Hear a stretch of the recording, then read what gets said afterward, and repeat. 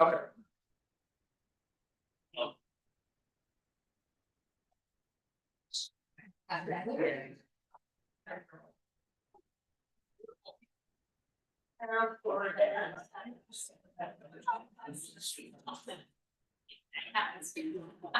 Yeah. Oh, yeah. Sign in. That's very exciting. Yeah.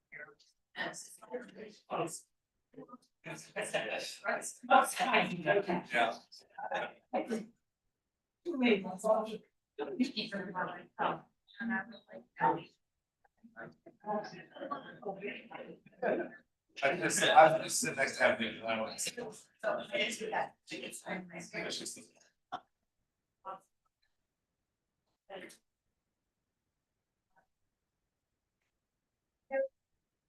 So welcome everybody. I'm really thrilled you're here. We're going to be doing this now, and there's a similar presentation at 6 o'clock, and it'll be online. So a lot of people are watching online, both now and at 6 o'clock. The benefit of you being here is you get to have an interactive conversation. They really don't have the ability to do that online yet, but it will at some point. We have a town officers meeting by ordinance. It's required to be once a year, so yay. And thank you for helping fill that. We are so excited to have Russell Blair with us today. Russell has come down from Hartford just to help us out. He is the Director of Education and Communications at the Freedom of Information Commission. It's been there for 3 years about. And it's just awesome and has done this, and we'll go around. And the great news is that when he's done, we're going to know how much he loves Bethany. So anytime Bethany calls and says, how do we do this? He'll be happy to help us, which I'm told he does anyway. We're very grateful to have you. The floor is yours. Thank you. Thank you so much for the introduction. Thanks everybody for being here. I do a lot of these, and I tell people sometimes, if the only thing you learn is my phone number and my email, that might be the most important thing. So, obviously we can, take questions today, but also if there's ever anything in the future I can do to help, please call me or email. I try to be responsive. I know sometimes, you've got people asking you questions and you're trying to sort it out, or you've got a meeting that during the snowstorm, all these meetings got canceled and people were asking me about, what can we do, and do a remote meeting and how to figure out all that. So I know this stuff can be time sensitive. So I try my best to get back to people quickly. If I'm not getting back to you, I'm probably out in some other town doing this. So, just even this week, I was in Stratford, I was in East Lyme, Hartford, here, but I think it's important for everybody to know, and I appreciate you guys taking the time to come here and attend. So just contact me in the future if you ever need anything. Very briefly, when I do these presentations, I always try to talk a little bit about the history of the Freedom of Information Act. Just because I think it's important for all of us to understand, why we have the law, how does it work, what does it cover, all these different types of things. And the Freedom of Information Act goes back to 1975, and we really have Governor El Grasso to thank. She was the one that sort of saw this law, get crafted and passed. And part of that was really kind of born out of her own experience. She was a congresswoman during Watergate, so she saw, kind of what can happen when there's not trust in government, when there is not transparency. The secret tapes, all these things. And so when she was running for governor in 1974, she said, I want to see Connecticut pass some kind of open government law. And so across the country, a lot of states were doing that at the time. If you look at the history of a lot of different things, election reforms and ethics laws, a lot of stuff kind of traces its history back to this time period because there was an appetite for reform. So it's not unique that Connecticut has an open, government law, but what makes Connecticut a little bit unique is, one, we have one of the strongest laws in the country, and also we have pretty strong enforcement of that through the Freedom of Information through the Freedom of Information Commission. So the law passed in 1975. It's been around for going on 51 years now. It's really about access to public meetings and access to public records. Those are the two parts of the law, the two ways that really citizens, the people that we represent, the people that we serve, that they can, really understand better the work that we're all doing, right? They can come to, budget meetings and they can hear the discussions about, changes to the budget or, why there has to be a particular decision made, or they can ask for copies of public records. There's a development going up in their part of town, and they want to know more about the building that's going to be built, and how many residences are there going to be, and what's the environmental impact going to be, or there's some issue in town that they care about and they want to find out more about a proposal regarding that, or communications that have been received about a certain topic or something like that. So people can go to public meetings. It requires meetings to be held in public, taking minutes, publishing agendas, and so on. Also, allows people to make requests for information, public records. And then the commission, talking about enforcement. We are a state agency. We're a very small state agency. Maybe only about like 15 or 16 staff. And our sole responsibility is to make sure that people are following the law out there. The cities and towns, the state agencies are doing what they need to do, to keep government open and transparent for the public.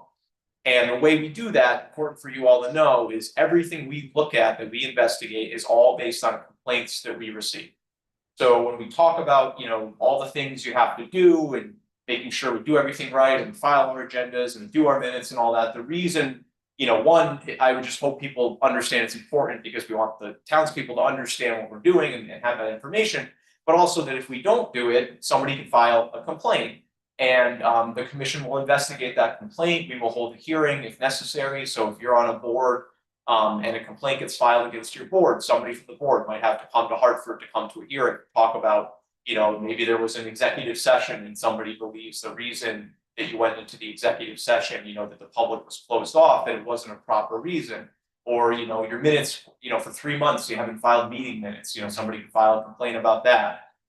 So that's how we work. And I say that because I said earlier, you call me or whatever, I don't do any enforcement. My job is all education. So anything you tell me, it's like the confessional, I guess, right? I don't go run down the hallway and report you or anything. So, sometimes people call me and they tell me what they've been doing and I'm like, yeah, you've been doing it wrong, but I'm not the person who handles the complaints or anything like that. So, please feel free to call me with anything, and honestly, the way I view it is, I'm not really concerned about what's been going on prior. I want to just going forward, make sure everybody knows what they need to do and understands. If we find a violation of the FOI, we have different things we can do to try to fix that. Records cases, we can order production of certain records. With meetings, there's a lot of different things we can do. If there were minutes weren't filed, we can order production of minutes. We can order training workshops. So I always appreciate it when it's an invitation to come down. Sometimes things haven't gone right, and the commission says these people need to be trained, and I have to go do those, and those can be a little more contentious sometimes. But all the way up to issuing fines. We can issue fines of up to $5,000. We don't do that too often. A lot of times, the cases I see, it's a lack of education, right? And that's kind of part of my job and why I do so many of these. But if there was a time when, a town was really willfully withholding information, or, there was a real intent to have some sort of secret meeting and make a decision, without the public there, maybe a fine would be something the commission could look at. And even with board meetings too, the commission can nullify votes that were taken. If there was a situation where, people were denied access, or, the agenda wasn't published or something like that. So, I will tell you, if you know ahead of time that something wasn't done correctly with the meeting, if you know before the meeting, it's always better, I think, to pause and do it the right way. And I know that can be frustrating sometimes because it might mean you got to tell people, hey, somebody forgot to file the agenda, we can't meet tonight. But probably better to do that than to have the meeting, and then there's an FOI complaint, and then the chairman is before the FOI commission under oath and is asked, well, did you know before the meeting that the agenda hadn't been posted? So You know, a lot of times this is not going to be things that you're going to have to be overly worried about. You know, I don't want you to be tossing and turning at night, you know, worrying about agendas and all that. You know, we want you to know what you have to do, you know, do it, you know, the way you're supposed to, and also feel comfortable enough to ask, you know, ask questions. And, you know, I email back and forth a lot with your town clerk, so he knows a lot of this stuff too. You can always ask your town clerk. He doesn't know, he'll probably ask me. You know, so please, you know, if you're not sure, it's something where I, you know, take the time to try to ask and make sure you do it right. You know, because we get all kinds of complaints, and sometimes I see a complaint come across my desk where, you know, a 2 or 3 minute conversation with somebody, they probably would have not done what they did. And it's, again, it's not out of a place of malice or anything. It's just that they didn't know and they guessed, and, you know, they guessed wrong, unfortunately. Who is a, you know, what is a public agency? I mostly include this slide because I think it's important we understand who's covered by FOI. So it's all, you know, aspects of town government, all the town departments, all the boards and commissions, you know, subcommittees, building committees, basically any entity that is doing, you know, business on behalf of the town, is going to be subject to FOIA for their records and for their meetings. Now, there are some exceptions to this, which we'll talk about. You know, boards can have a caucus with members of the same political party. There's different records that are not public, like, you know, attorney-client privilege documents. So, you know, it's not to say that everything is automatically open, but the premise of FOI is that, you know, records and meetings dealing with public business are, you know, the public has access to that information. There are, you know, in a rare circumstance, a nonprofit or something could be covered under FOIA, but only if they're really serving a governmental function, they're receiving funding from the government. You know, one example of that is like a volunteer fire department, for example. Those are covered under FOIA, but even with a volunteer fire department, there's certain records, you know, dealing with fraternal matters are not public records. So a lot of this can get really nuanced and really, you know, in the weeds. So, you know, but basically any aspect of town government is going to fall under FOIA. There's 2 parts of the law, you know, records and meetings.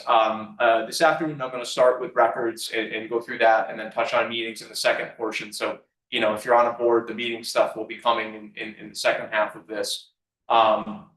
Does anyone have any questions so far? I know that was just kind of introductory stuff. Okay, so, oh, yeah. I'm just curious because in our town, volunteer fire department is an entity that's sort of quasi government, it's an association, has its own bylaws, etc. Out of the public. Like, where does that?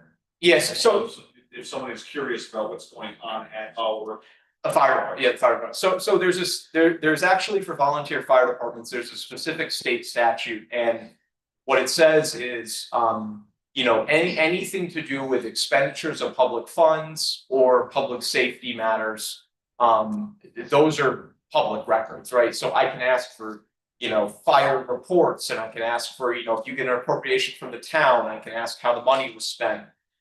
The things that are, you know, social and fraternal, that's the language the law uses, those are things that are not open to the public. And I know a little bit about this because my mother was an ambulance driver, EMT, and then our ambulance association became part of the fire department. So, you know, I know a lot of times those meetings, you know, oftentimes there's a big social component of these organizations. You know, you have a monthly meeting, and a lot of it is, you know, events you're doing in the community, fundraising, and all these other things, and, you know, internal kind of promotional things and officers. And so a lot of that is not subject to FOIA. But, you know, again, if you respond to a call, people want information about that, or, you know, they're asking the town for money to buy a piece of apparatus or something, you know, that is something that the public could have access to. So, that's a good question, though. So, yes. Similar kind of questions on our library, because that is a private library association that receives funding partially from the town, mostly from the town, and but also from private donors. So, you know, libraries are interesting because that, you know, a library, you basically what you'd have to do to figure out your obligation under FOIA is that thing, you know, where it talks about Woodstock Academy functional equivalent. And we've had, it's interesting with libraries because we've had cases kind of both ways, and it really depends on the particular makeup of the library. So, like, is there an elected library board? Like, do townspeople elect the library board? No. So so you guys are probably, you might not be covered then under FOIA. But again, you know, it all depends on the circumstances, right? You know, so you know, but like we had a case with a town where, you know, there was a library board, but it was, you know, I think the town had representatives, but it was not, you know, they weren't the majority or something. So based on those facts and circumstances, we said, well, you know, the library seemed like they were a nonprofit and they weren't, you know, some subject to FOIA. But we've had other libraries where, you know, because of the relationship with the town, they are covered. So the funding is one part, but it's not the only part. You know, this in the case we had, it was the town of Westport, and you know, the library got like 80% of the funding from the town, but the town couldn't really decide how that money was spent. They gave the money, and then the library kind of did what they wanted to do with it. So, and then even with libraries, you know, even if you are covered, there's a statute, you know, specifically about like patron records and information is confidential. So even libraries that are subject, you know, there might be, you know, some stuff that is still going to be off limits. Okay, so public records. You know, when we talk about public records, I always start with the definition because I think again it's important. And it's a broad definition. Any recorded data or information relating to the conduct of the public's business. So what is a public record? Broad definition. You know, it could be different, you know, digital information, you know, handwritten things, videotapes, on and on and on. There's a huge amount of information out there that is a public record. And the basic way FOI works is if you have a public record, if a town and public agency has a record dealing with the business of that public agency, then anybody who asks is allowed to request to inspect a record or to request copies of the public record, except as otherwise provided by any federal law or state statute. So that phrase there, the except as otherwise provided, that does a lot of heavy lifting. And so like the volunteer fighter thing I just talked about, that's a different state statute. There are exemptions within the Freedom of Information Act that say you don't have to disclose certain things. There's a whole lot of other laws out there, right? If you're working in education, you might know about FERPA, right? We can't disclose student records. There's HIPAA, we can't disclose health records, right? So anything like that is always going to supersede the disclosure requirements of FOI. But the important thing is that is the reason why somebody should not get a record, is there needs to be a legal basis. It's not because you don't like somebody, it's not because they're from the other political party, you know, it's not because, you know, oh my God, this guy's made 3 requests this month, you know, he won't go away.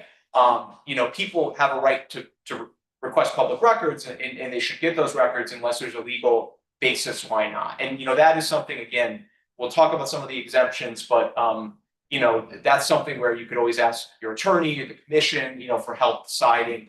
But the vast majority of records in a town hall are probably available to the public. It's really, you know, legal things, you know, medical and health information of employees, personnel files that are invasion of privacy. You know, there's categories of things, but a lot of the routine things that happen in a town hall, if somebody wants to get that information, they're probably going to be able to get it through FOIA. Yes. Is there a time frame?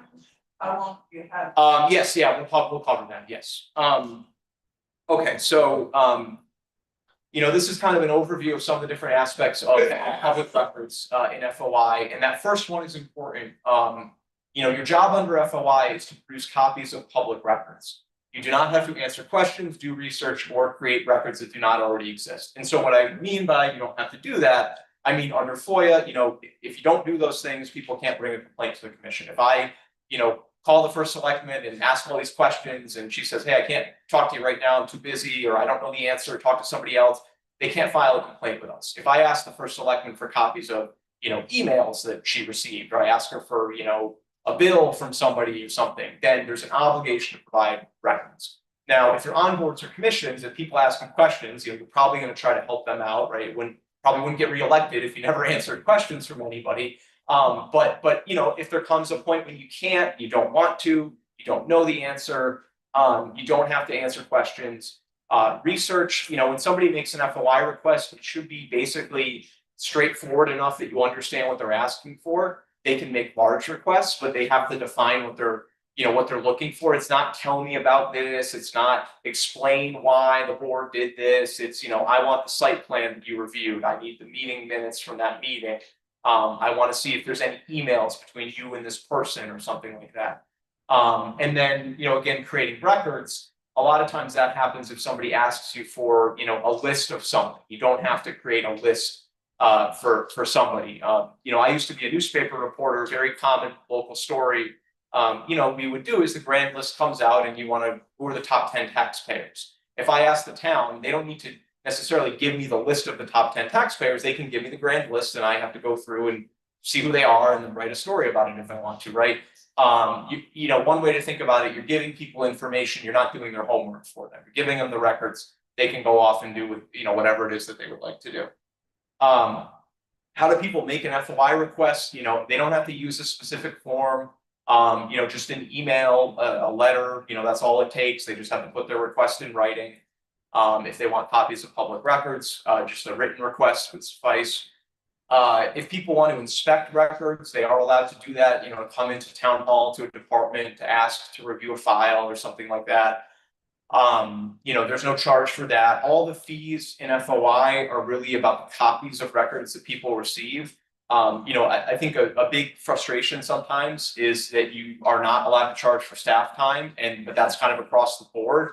Our legislature said, look, this is something that we think is important and we want the towns to do it. And there was no funding that came with it. And I know FOI is a lot more complicated today than it probably was back in 1975.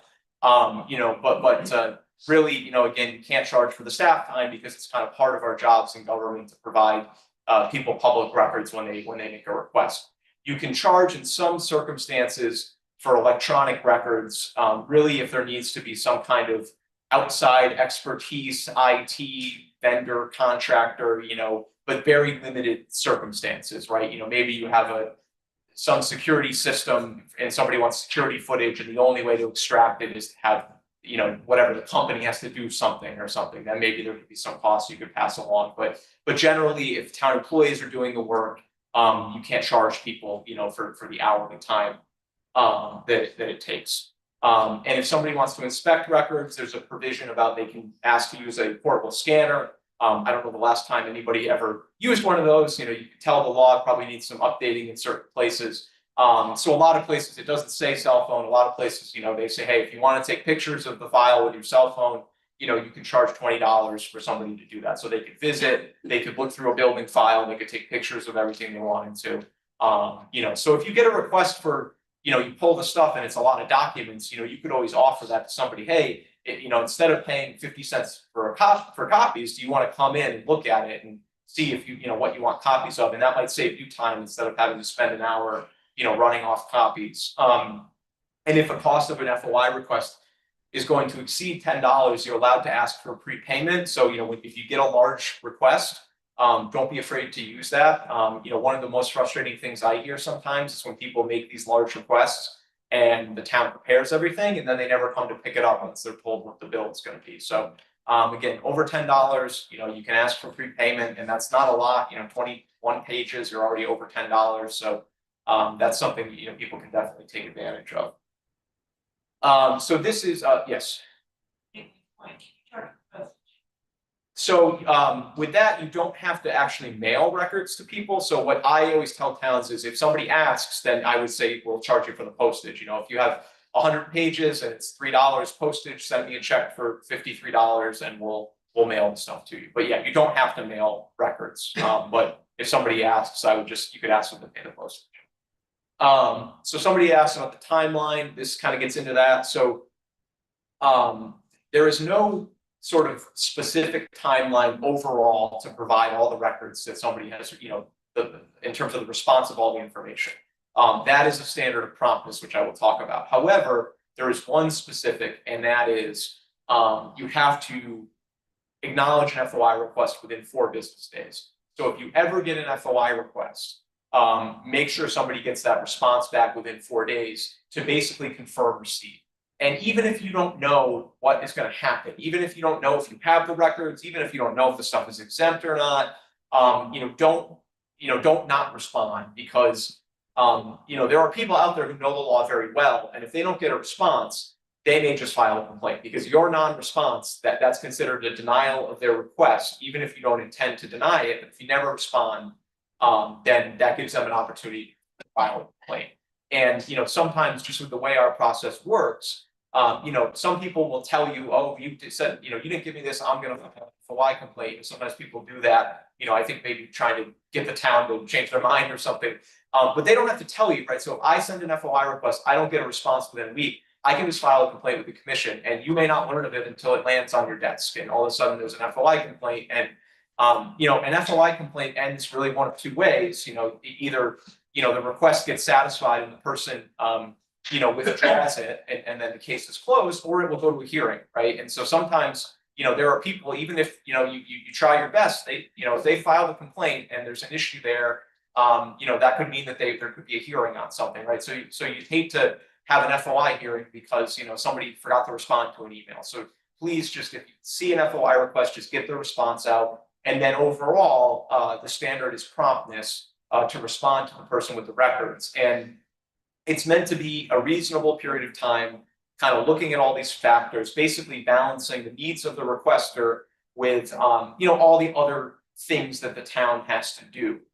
You know, FOI is, you know, is kind of part of all of our jobs, right? There is not a full-time person who all they do is FOI. You know, and even in a police department, you might have people in records, but they do a lot of other stuff, you know, that they have to do. So, you know, what are we looking for? Basically, you know, the size and scope of the request is going to be, you know, you get more time for larger requests or more complex requests, how many out, you know, the personnel time it's going to take to comply with the request, looking at, you know, other agency business you need to complete, time constraints you're under to do other work, and then again, balancing that with the needs of the requester. So like, to give an example, you know, I always tell people the worst time to ask for stuff from the registrar of voters is like the week before the election. And that's probably when people always think of it, like, oh, the election is next week, I'm gonna ask the registrar of voters for all this stuff.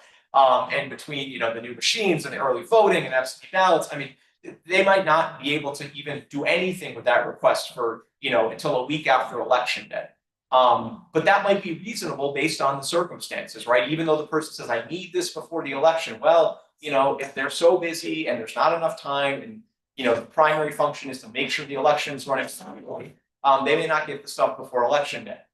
Somebody asks for, you know, election information in July, and they say, hey, I would like this by September 1st so I can go door knocking, and they don't get it until December. You know, the commission might say, well, that wasn't reasonable, right? You know, they asked in July, well, it was a little bit of a slower time in the office. They said, can I have it by September? And they didn't get it until December after the election, right? You know, that the commission might say, well, based on the circumstances, you know, that wasn't prompt. But it's really on a case-by-case basis. So it depends on a lot of the individual factors about the request. So exemptions and exceptions for public records. You know, again, this is kind of the information that we don't have to provide to people, you know, that there's a legal basis that kind of gives us the authority not to have to provide certain records. So there are exemptions that are right within the Freedom of Information Act, Connecticut General Statute 1-210. And then there's a lot of other of these kind of except as otherwise provided, you know, state and federal statutes. I would be lying if I stood up here and said I know every single one of those, because there's a lot of them. You know, I know the ones that come up very frequently. You know, I know certain areas of the law where there's certain statutes. You know, but even our attorneys, when they're hearing a case, sometimes they've got to do research and look at what the law in that area says. So the little bit of sort of homework I leave you all with, and I know everyone's thinking, oh my God, there's homework with this. But what I mean by that is get to know the area that you work in, right? If you work in the health department, try to learn about what the health department statutes might say about the records that you deal with. You know, if you work in education, you have to know about FERPA, right? Because FERPA has a big impact on FOI and what can be released and how we deal with student records. You know, you could read the entire Freedom of Information Act and it might not address a record, but that doesn't mean that some other statute over here doesn't say it's confidential. You know, body camera footage, for example, right? A lot of people request body camera footage from police departments. If you look at the Freedom of Information Act, there's nothing in there about body camera footage because there's a whole separate statute. Because there's so many different considerations. You know, if it's footage of a minor, it's exempt, but then the parents can get it. You know, so there's all these different things there. But basically, again, there needs to be a legal basis if we're going to deny somebody's request under FOI. This is a not exhaustive list of the types of exemptions that are found in the Freedom of Information Act. I have some slides upcoming on the ones that I see most frequently. So preliminary drafts and notes, I have a slide. Personnel files, I have a slide. Law enforcement, I actually have a whole different presentation I do for law enforcement because there's so many, different kind of twists and turns and body camera footage and arrest reports, but even with law enforcement, there's protections for witness identities. There's information where, they haven't made an arrest yet, and there's a case they're still investigating. They could withhold certain information. So law enforcement, there's a lot of different, things, exemptions that deal with that. Some of these are kind of legal in nature, so records relating to pending claims of litigation, if it would reveal strategy or negotiation, if there's a lawsuit filed against the town and there's a settlement offer or something like that, that might be confidential until the case is settled. Trade secrets, I have a slide on that. Test questions, scoring keys, and other examination material that pertains to like employment and hiring. If there's interview questions that you're going to ask all the candidates for a position, one of them says, "Oh, I'm going to FOI the interview questions before the job interview." You wouldn't have to give out the interview questions.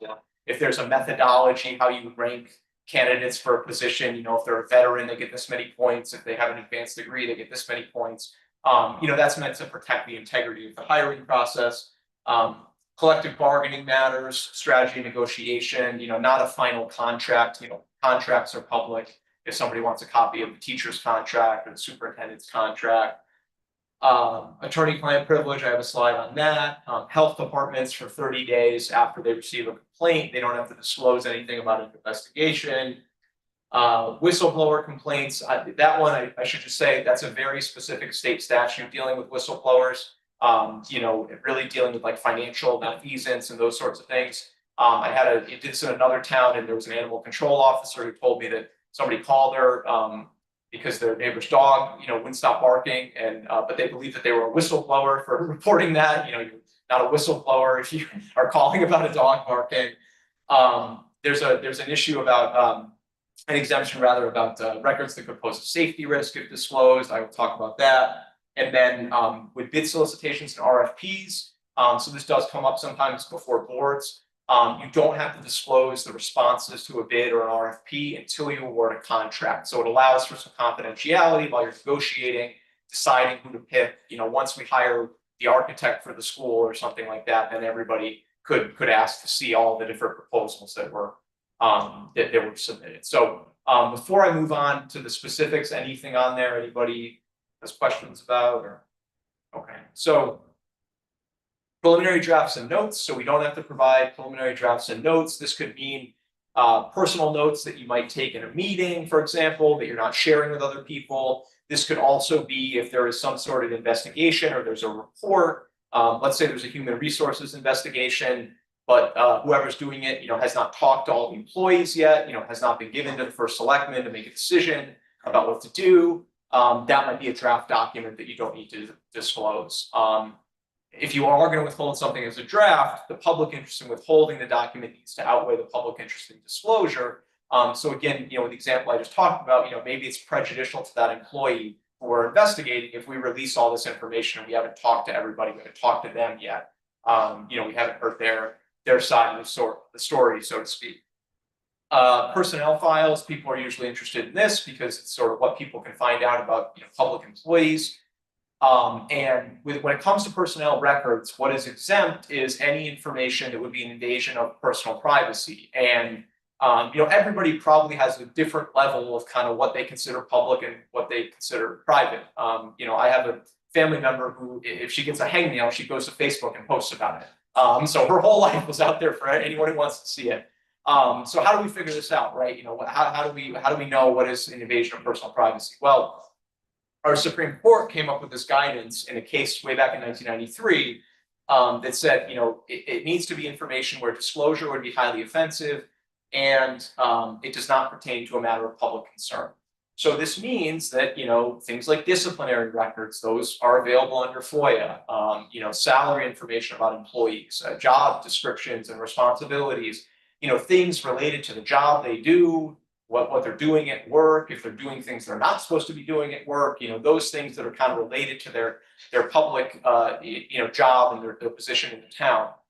What generally does not have to be disclosed, things that are more personal, family, medical, home life situations. If If you take a sick day, the fact that you took a sick day is a public record on your time card. Somebody can say, okay, they took a PTO day on that day. But if you emailed your boss and said, my son, this happened to me, my son has hand, foot, and mouth disease, and I can't come into work for a couple of days because he can't go to daycare. The email that you send is not going to be something that would have to be disclosed if they staple that to the time off request or something like that. If you do think there is a privacy concern about the disclosure of the record, then you go to the employee, and the employee has the right to object. If the employee objects, then the record does not get released unless the person files a complaint with the commission, and we order disclosure of the record. Trade secrets, this is information that you receive from a business or a third party, some sort of independent economic value. It's something they don't want to be known or accessible to their competitors, for example, and that they take reasonable efforts to keep this information secret. Just because they're doing business with government, it doesn't mean all the stuff they tell you as a client or as a customer is going to automatically become part of the public record. We had a case a couple of years ago. It was probably not only like a trade secret case, it was probably like a national secret case. And this involved our State Department of Economic and Community Development gives out loans to businesses, in exchange for keeping jobs in Connecticut. They'll give a grant and say you have to create so many jobs or keep so many jobs. So down in southeastern Connecticut, Electric Boat, they make the nuclear submarines. They got one of those grants, and people in that area wanted to know, what are they spending the money on? And, the state had some records about that because they had to report to the state, but the state wouldn't turn the records over because they said, basically, we don't want to release what Electric Boat is doing to build nuclear submarines because it's a trade secret, right? It's also probably a national security secret how they build their submarines. So, and in that instance, actually, an attorney from Electric Boat, came to the FOI commission and gave some testimony on that. So they didn't have to disclose, even though our government has information about what they're doing with the money and how they're building the submarines, it's not something that is publicly available because it's a trade secret. Attorney-client privilege. If you get, communication from your attorney, a legal memo, an email, there's a proposed settlement, a lawsuit, that's something that's probably going to be covered under attorney-client privilege. One key thing with this is that, it needs to be related to legal advice. So it's not every email from the attorney, right? If the attorney is not, giving legal advice, then there could be other emails that would have to be disclosed. But I always say, if you're contacting your attorney, usually it's a legal matter, right? So most of the time, anything you're asking from the attorney for help or something is going to be covered. However, still, communications have to remain in confidence. And we had an interesting case that, that actually went to court, and we got the decision this week, and the commission won the case. It involved a town where they had a board of selectmen, or no, it was a planning and zoning meeting. And all the commissioners, they were considering regulations for Airbnbs. And the commissioners all kept talking about the opinion of the town attorney during this meeting, like referencing it and talking about the attorney said and all these things.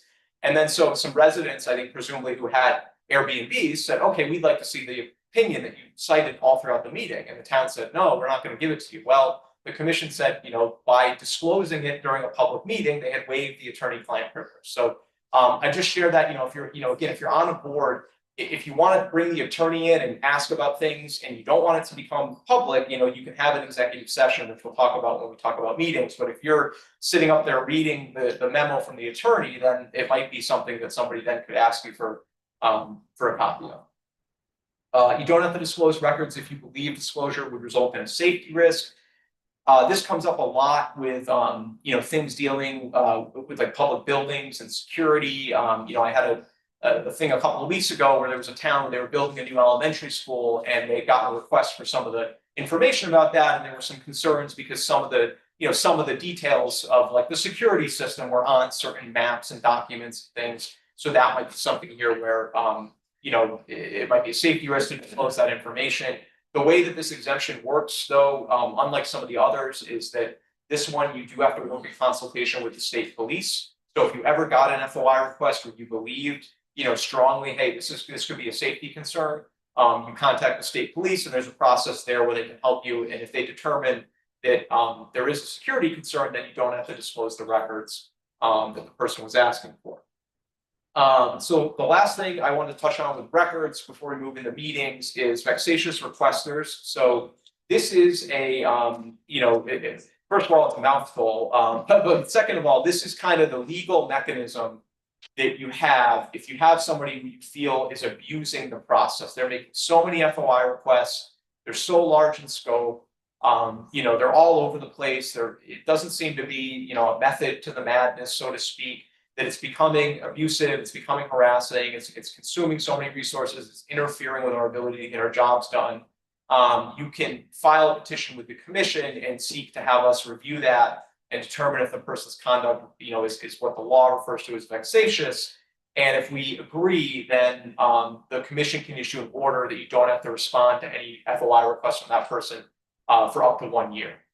This is what I like to call kind of like the break glass in case of emergency for FOI. So, this is not, somebody's making a couple of requests and it's annoying and we don't want to, I'd rather be doing something else. But, this could be somebody where it's really ratcheting up, and getting to a level where, again, it's becoming concerning, it's interfering with people's ability to do their jobs, those sorts of things. Because, FOI is part of our job, right? We have to do it, but sometimes it gets to a level where, this is a mechanism that is available to you. So before we move on and talk about, some things relevant to public meetings, anyone have any questions about anything else with FOI requests or response times or promptness or anything? Yes. And I was just going back to the volunteer fire department thing, just like you touched on, the library or public cleanliness.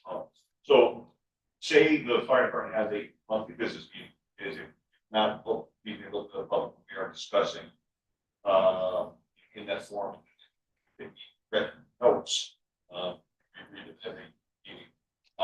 We discuss the expenditure of public funds that allocated in town budget to the fire department. If someone makes a request for that information, can they request to see the entirety of the meeting record or only what is specific to allocated funding that they're asking? So I think it would only be specific to the public funds and public safety part of it, right? So if you had other stuff that was done at that meeting about, the election of the officers or whatever, the doing the boot for muscular dystrophy or, those sorts of things, right? That stuff you wouldn't have to provide. I do this all over and I've had, different people in volunteer fire departments who've asked me different things. And honestly, most of the time, at least in my experience, people usually like the volunteer fire department. So it doesn't usually get, to the level where people are really, getting contentious. And honestly, what I've seen more, it's usually somebody who used to be in the fire department, they're not anymore. That's like a case I have right now, is that very issue is somebody who's not in the fire department any longer and, is asking for all this stuff related to what's going on there now that they're not there anymore. So, but yeah, basically public funds, public safety, but anything else, it's probably not going to have to be provided. Okay, so public meetings. This is an overview of the definition of a public meeting and some other things. Important thing about a public meeting, we all know, you're thinking, okay, why do we know what a public meeting is, right? Why is this definition up here? What's important though is that, meetings are not just, the meetings we put on our annual meeting schedule. Under FOI, a meeting is anytime a quorum of a board is discussing board business, basically, in person or electronically. So in the hallway before the meeting, on the phone, email, text message, you can't have your quorum or more of your board discussing things, between meetings. So like the classic what not to do is, if the agenda to your meeting gets sent out to all the commissioners, everybody's on the email, you can't just start jumping in and just responding and discussing things and having back and forth dialogue. The worst thing that you want to have, you don't want to have happen is you don't want to have a meeting and you're up here at your meeting and you're saying, oh, we were emailing over the weekend about this, or oh, the three of us, went and met at so-and-so's house and we were doing this. And I know sometimes, again, people, it's not always out of a malicious thing to hide anything. People are just like, well, this is the way we can best get things done. But again, it kind of is in contrast to the whole idea of FOI is that people come to the meetings and they can hear the discussions. There are some exceptions to this. For example, there's a provision dealing with caucuses. There's a allowance for chance or social meetings, if it's strictly social. But really your meetings are when you should get your work done, right? If it's going to be a quorum or more. So quorum, is a voting majority of the board. If you're on a bigger board, you can have smaller groups of people that can work on stuff. But when it's time for the board as a whole to discuss something or to make a decision, it should be happening at a meeting, not over email, not over text message. The law about FOI is about attending public meetings, so public comment, how you do that is up to you. There is no right to public comment in the law, so a lot of places, have it, but there's a limitation on time, or they ask you to give your name and address, and so public comment is a local issue. Anybody can photograph, record, or broadcast a public meeting, so, if they want to take pictures, they want to Facebook Live or anything like that, they are allowed to do that. And then agendas need to fairly apprise the public of what will be discussed at your, at your meeting. And I'll talk more about agendas in a second, especially as it pertains to executive session, but just make sure, that sometimes there might be something you're so familiar with as a board, but remember the agenda is really for the public to make a decision about whether they're going to attend a meeting or not, right? So you want to make sure that the descriptions are adequate, that there's enough information on there that people understand what's going to occur at a particular meeting. Is it unethical for a couple people who are on the same agency to discuss a case outside of a meeting? Yeah, if it's less than a quorum, there's no problem under the law to do that. So It's not illegal. no, I mean it's up to you how to decide, right? If you think, hey, we shouldn't do that, we should do everything at the meeting, then certainly you could take that approach. But I'll give an example of what I think is probably something that is fine. Let's say that you have a library board and you have 9 members. And you're at a meeting and somebody says, hey, New Haven has got this great thing that they're doing. I saw an article in the paper, and 2 people or 3 people say, we'll go down to New Haven and we'll set up a meeting with the director and we'll learn more about it. And then we'll come back to the next board meeting and we'll report on what we learned. And then we can decide if we want to try to do what they're doing. I think that's totally fine under FOIA. And I would say that's a good use of time, right? Because obviously the whole board can't go to New Haven, but if you have a couple of people who say, we'll do it, they raise their hand, we'll volunteer to go do it, or, and a lot of times you have to do that to get stuff done, right? But the thing is less than a quorum. You don't want to be making decisions. You don't want those, the 3 people, because there are only 3 of 9, they can't make a voting decision, but you wouldn't want 6 members of the board to go meet with the New Haven director and sign a contract to do something, and then come to the meeting and say, oh yeah, we signed a contract with New Haven to do this, right? And they made the decision, not at a meeting or something, so. What about discussing a case? I mean, what if? So again, the key. What about if you're not making a decision together? So the key thing really with meetings under FOIA is the quorum piece, because that is critical to the definition of what a meeting is. Because a meeting includes, at the end there, discussion or action. So sometimes people will say, we didn't decide anything, right? The entire Board of Finance was talking out in the hallway before the meeting. We didn't make any decisions about anything, but discussion, would be a would be a meeting. All right, so yeah, discussion of the budget is a meeting, right? It doesn't matter if they haven't made motions or anything. If they're talking in the hallway about what they're going to cut from the budget or something, they should be doing it at the meeting, not in the hallway half an hour before the meeting. Yeah, unless it's a caucus. Yeah, so that gets to this one's a couple of slides more. We do have to think about caucus. So email and meetings, again, just be careful about this. Back and forth discussion, even discussions, not voting, still could be a meeting under FOI. This is talking about the different types of meetings, some of the different requirements and noticing and all those sorts of things. The main type of 2 main types of meetings you will have are regular meetings and special meetings. Regular meeting is just the annual meeting schedule you publish. So every year, all your boards publish an annual meeting schedule. Everything FOI goes through the town clerk's office. So, if you don't know the town clerk very well, you soon will, because all the stuff, minutes and agendas and schedules and all that goes to the town clerk's office. So regular meeting is on the annual schedule. Special meeting is just not on the annual schedule. So if something comes up, you're moving a meeting, day or time or something like that. And then how do we, notice our meetings to the public? Again, agendas, 24 hours in advance, goes in the town clerk's office. If you have a special meeting, you need to make sure that gets posted on the website. Ideally, you're getting all agendas on the website if you can, but the special meeting absolutely has to be on the website 24 hours before the meeting. Special meeting, you can't add new business to the agenda, so just keep that in mind. If you're meeting becomes a special meeting because it changed, or you can't add new items to the agenda. Regular meeting, 2/3 vote, you can add items to the agenda for consideration and action. And then I have a slide on minutes upcoming in a second, but that's just about when they need to be filed. I don't know why the law has a distinction there, but 7 calendar days for regular meeting, 7 business days for a special meeting. The other thing I would say is, are you guys closed Friday, town hall? No, to close early? No, okay, so you don't have to worry about this as much, but you can't file an agenda when town hall is closed.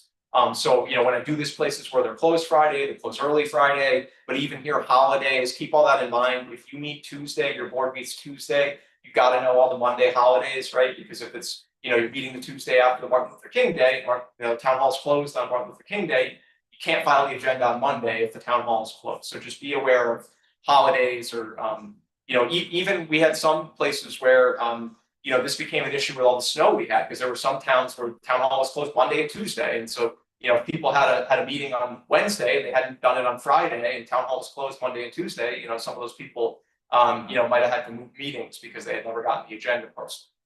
That's different for hybrid as well. Yeah, hybrid, there's other requirements. So, emergency meetings, short version of this, just don't do it unless there's a true emergency. Because this is an unnoticed meeting, this is special permission that you don't have to file an agenda, no public notice, only to consider some kind of emergency matter that has come up. Again, people are going to naturally kind of be suspicious of this because everyone's going to say, well, what was the big emergency, right? So you have to turn the minutes around within 72 hours, state the reason for the emergency. People from time to time will call me, every so often I get a call from like a panicked first selectman and they're like, oh my God, we have this meeting tonight, we forgot to file the agenda, but we have to do it tonight because we have to go to town meeting, we have the notice in the newspaper, they only publish every Thursday, and if I don't get it to them today, they're not gonna do it until next week. And I know that in the moment, it's like that is a panic, we've all felt that panic, right, about something with our job, and oh my God, how am I gonna do all this? The commission would probably not say that that was an emergency. I know it felt like an emergency to the person in the moment, but again, it was not an unexpected situation that demanded immediate action. But the major snowstorm we had, right? If there was something had to be decided, right, and we're in the middle of whatever it was, 26 inches of snow or something, maybe that's an emergency. So this gets to what somebody had asked about what the caucus is. This is what I call when is a meeting not a meeting. So these are kind of special permissions to sort of throw all the stuff we just said out the window in a limited circumstance. The first one, a personnel search committee for executive level employees. So you see this a lot of times with a board of education, if they want to make a search committee for a superintendent. In towns where they have a town manager, they might make a town manager search committee, or if there's department heads, you have the police commission, they want to make a police chief search committee. When they're meeting as a search committee, they don't have to notice those meetings. They can't make a hire, they can only make a recommendation to the board. So there still has to be a public vote to hire somebody, but they can do other work without having to notice a meeting. Collective bargaining strategy sessions, those are not public meetings, even if the entire board of selectmen wanted to sit in on, contract negotiations. Caucuses, under FOI, caucus is same board, same party. So just keep that in mind. It's not, Republicans on the Board of Ed and the Republicans on the Board of Finance and the Republicans on the Board of Select, it's really the same, the same board and the same party. So even if there's a majority of one party or another, the majority can meet and discuss things. But again, amongst themselves, really. So you cannot be bringing other people into your caucus. If you bring the town attorney into your caucus or something like that, that would be something that wouldn't be permissible. A staff meeting, is not a public meeting. So, meeting of department heads or the school superintendent has a meeting of teachers or something. That's not a meeting that people are allowed to come in and videotape or anything like that. And then the chancellor social meeting, this is kind of what I talked about earlier, social function is, you want to go out to dinner with your board after the meeting, you can do that, but the rule is you can't discuss board business. So you can be together in different areas and functions. And, I know especially in smaller towns, like you're going to run into people all over the place, right? You're part of the same church or you're part of the gardening club or whatever, right? You're going to see people all over, but you have to remember that, when you're not in your board setting, it's not appropriate to be doing, you know, your board business. And, you know, sometimes I talk about this, people are kind of like, well, you know, who would ever know? I mean, FOI is filled with all kinds of crazy stories. And kind of one of the fun parts of my job is just all the weird stuff that happens. So, you know, you never know what's going to happen, right? So let's say the Board of Finance, the meeting is over, and they're like, we still have more work to do. We're going to go to the pizza restaurant down the street. We're going to bring our budget books and mark them up. And they're sitting there in the booth doing this, and somebody goes in to pick up a pizza. They look over and they see the Board of Finance sitting there with their budget books out. You know, like you never know what's going to happen. So one, it's not transparent, but two, like weird stuff happens sometimes, right? You never know where somebody's going to be or who's going to hear something. And again, you know, maybe they're wrong in what they said, but they could file a complaint, right? Maybe you weren't doing anything related to the budget, you know, when you were at the restaurant, but they could file a complaint and say the whole Board of Finance was sitting there, they had the budget books on the table, and that might be enough for them to file a complaint. And you don't want to have to drive to Hartford to go to a hearing to say, you know, that we weren't doing anything with the budget. You know, we were watching the NCAA tournament or something, right? You know, whatever it might be. Okay, so meeting minutes. Minutes are really meant to be a record of the votes. So the commission doesn't police like the content of the minutes, the level of detail, whether you got exactly what the person said, you know, during public comment. You know, I do so many of these, and I remember once I got invited to a Board of Ed meeting, you know, I got there, you know, right before the meeting started, and I looked at the agenda, and it was, you know, approval of the minutes, and then I was right after that, so I was like, okay, you know, they'll just do it, and I'll be right up. And they had a 20-minute debate about the minutes, like it was the craziest thing I had ever seen. And also the other reason I remember it is it was at a it was like a small, you know, Board of Ed where they only had the elementary school was all they oversaw. And I thought this was so funny. They did the meeting in the library, which is fine, right? But the public audience for the little kid chairs. So I'm sitting there in my little kid chair for like 15, 20 minutes while they're debating about the minutes, waiting to go up and do my thing. So honestly, my view with minutes is like less is more. You know, get the facts, get the gist of what was done. It does not have to be a transcript of the meeting. Get them in within 7 days. File in the town clerk's office. Still required even if it's a virtual meeting. Record the votes, record the attendance. But if somebody's unhappy, you know, oh, you didn't accurately say what I said in the minute, that's not a complaint the commission would hear. But if you don't do minutes or you don't include the votes, you know, or who went into an executive session, you need to list that. You know, those are things that people could complain about. Electronic and remote meetings, you know, I'll just say, you know, in the interest of time, if you go on our website, we have what's called our remote meetings primer that goes into a lot of detail about all these different things. The main thing to think about is if you have a hybrid meeting with Zoom access, then the Zoom link becomes a meeting location. So we just need to make sure that's on our website, it's on the meeting agenda, people can access it. You know, you don't have to do virtual meetings. It's a local decision how you do it. I mean, I think there's a lot of benefits to it, you know, but it's up to you how you want to do it. It might not be a good fit for every board in a town. So even sometimes within a town, different people do their meetings differently. But board members do have a right to participate remotely. So if you have a board member who, you know, they're home recovering from, you know, knee surgery or something, but they say, hey, you know, I'm interested in this and I can do it and I have all the material, you know, you send them the packet at home and they want to call in and participate, then you have to accommodate a way for them to do that. So this is the last slide I have, and then I'm happy to take any other questions people have.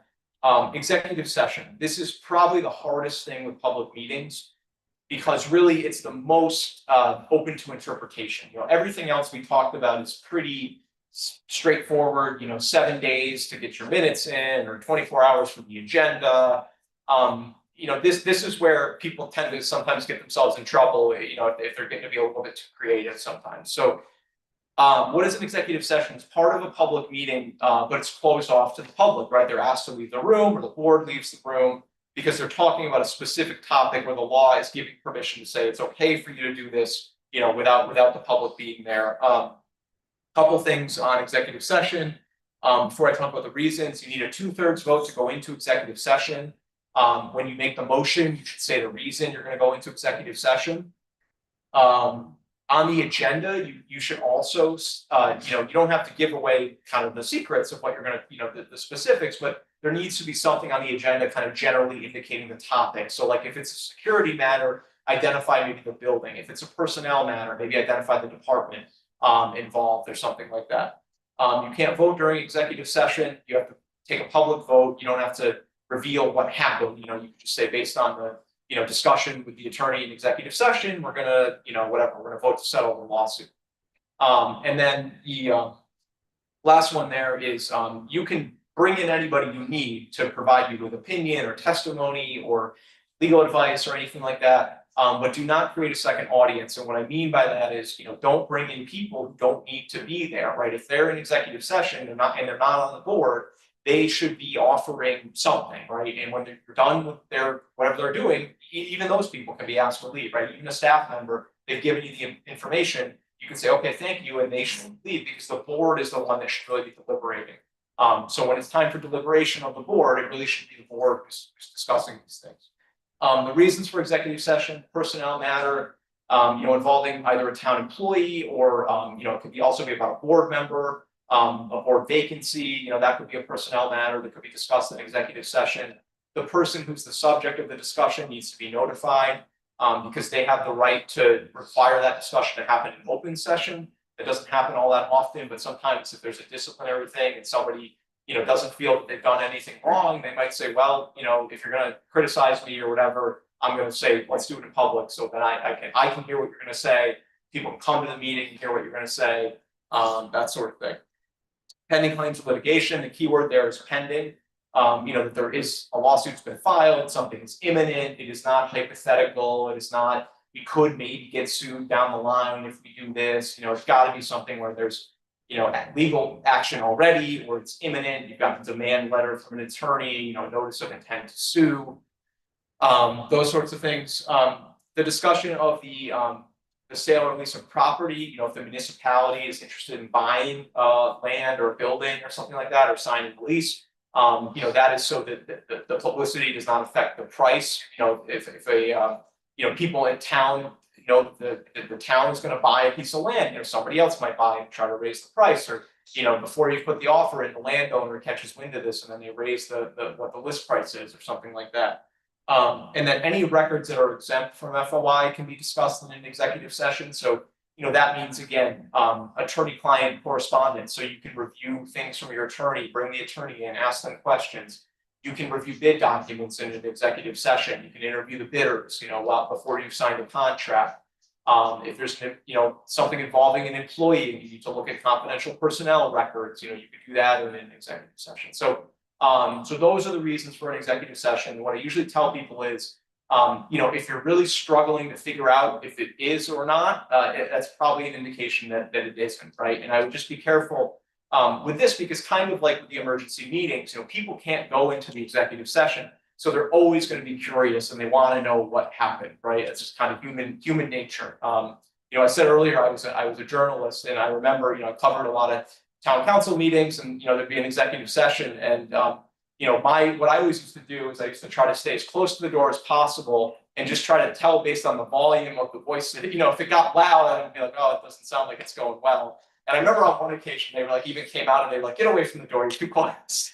But so people don't get to know, but they're curious. And if they think that something fishy is up, like that's a common complaint we get, is they say, I don't think that was, or that they really weren't talking about what they put on the agenda or something. So just, again, executive session, it's a tool, you can use it to discuss these sorts of sensitive things, but don't abuse it because people do tend to watch for those sorts of things. So again, that's everything I want to cover. I know it's a lot of stuff. I feel like I come and do this and it's like a fire hose of spraying all the information, but I know we have people, town staff, we have boards and commissions, so I wanted to try to cover as much ground as I could in the time we have. But if anyone has any questions, happy to take those. I'm also going to go back to the beginning with my email, my phone number. Please call me if there's ever anything that comes up, if I can help you in the future, if you have some other role in your life where you think this training would be valuable, let me know. I've done this for, some of the boards have like professional organizations, and I've done their things, their conferences. I've even gone and done this at like libraries, like trying to get people in the public who are interested in requesting information, and I made a special presentation for that. So does anyone have any questions about anything we cover, yes. It's a simple question, just wondering if I can do something wrong. We're in the Conservation Commission. We've gone into executive session to discuss who we're gonna give an award to and make the decision on the award. Probably not an appropriate topic for an executive session. That way, you know, it's like, Yeah, I mean, I get why, right? Because, you know, you don't wanna, but I think, you know, also just like, you might wanna surprise the person with the award, but yeah, I mean, I don't think, you know. no one's gonna play it, but well, I don't expect it, to play it, but Yeah, I mean, that's a tough one, because I don't know how you, you know, how do you, because you have to vote on who gets the award, is that what happens? decide who gives, you know, it's a discussion process, who the award goes to. And we've always done in an executive session, right? Yeah, I mean, probably not based on this, but you know, I mean, again, as I said earlier, you know, everything that comes to us is a complaint, and so like, we don't do anything unless there's a complaint, and like that doesn't seem like it's a malicious thing, so I mean, you know, if somebody called me and told me that, I would say, yeah, you can't really do that, but you know, if there's a complaint, then, you know, then you'd have to deal with it at that point, but I don't know how else you could do that. Like, how do you talk, you know, I guess if the person you're gonna give the award to isn't at the meeting, you know, then you could talk about it, you know, because they're not gonna know. Actually, it does, but the vote of the town funds, we do an open session. We sure, in the open session, we go and say, we decide, especially some year award, and we're gonna get $150, up to $150 for the award, state so $50 for the plaque, like that. Yeah, And yeah. that one's done in public session. Yeah, that's a tough one, because I really, you know, I don't think it fits into executive session, so but I don't know how you, if the board needs to be involved, I don't know what else you know, what else you do, unless there's a, you know, how big is your board? Is it? We're small and going. Yes, because I was gonna say, like, the only other thing you could do is if you have a bigger board, you could have a couple of people and you could say, all right, you guys come to us with a recommendation and we'll vote on your recommendation or something, and then they could decide, so. The commission that I sit on is the Economic Development Commission. Advisory board has 5 alternates. We have monthly meetings. We don't have any actual business that is decided at our meeting. We're just an advisory board. We do have things that come up and we discuss about planning, things like that. When I'm putting out an agenda or I'm putting out, you know, or we change the date because, you know, majority of us can't make it on a certain date, something happens, etc. Is it better to have a very non-specific agenda, such as just list review minutes, new business, old business, go to the order, adjourn, and not have everything specifically on there? Because, you know, there are times when, like, so we don't really communicate in between meetings. One of my members might come to you, oh, I ran into such and such, they were talking about this property, this, so we're trying to get some inheritance for new business in town. I have it. We don't have that specifically listed as an item for discussion. Are we in violation of anything, or, you know? Yeah, I would. Anything through, you know, all these. No, and my whole job is answering all these hypotheticals and scenarios and stuff, so. You know, if you know ahead of time, like, so in your example, if one of your members comes to you and with an idea, I would try to put stuff like that on the agenda, because, you know, again, nothing happens if there's not a complaint, but like, what you don't want to have happen is, you know, that you're talking about a certain property and there's a neighbor of that property or something, and, you know, there's like all these meeting agendas and they're looking and there's nothing on there, and then 3 months later you vote, you know, or whatever, you make a recommendation to do something, and they're like, you know, if I had known, I would have come to these meetings and I would have told you, don't do that, it's a bad idea, but I didn't know because the agendas didn't tell me anything was going on, you know, with this property. So I you know, if you know, I would try to, you know, sometimes you're not sure of everything that's going to come up, and again, if it's a regular meeting, you can just add new business and you can add anything you need to talk about. But I think if you know ahead of time, try to list some general topics at least. You know, I'd be careful about, you know, just saying, like, again, if all you have is new business and there's nothing listed, you know, I'd be I'd just be careful about that, you know, because again, if there's a 20-minute discussion about a particular property or something, you know, somebody might say, well, look, if I knew that was going to happen, maybe I would have come, or I would have written a letter, or I would have done something, you know, I would have let the board know what I think if I knew that they were going to talk about that. So anybody else, any questions? Again, call me or email me, if you ever need anything, and I know, the town's got the presentation too, so, it could be sent out, or you could ask them for a copy of it if you need it. But, again, happy to do this, and if I can ever help you out with anything, please just reach out. Thank you, everybody.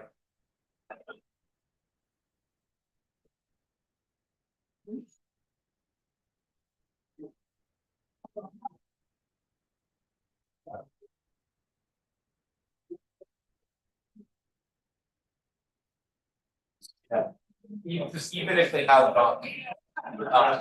even if there is.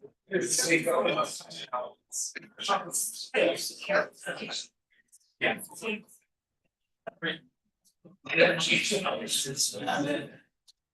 Sorry, I'm just gonna look at that.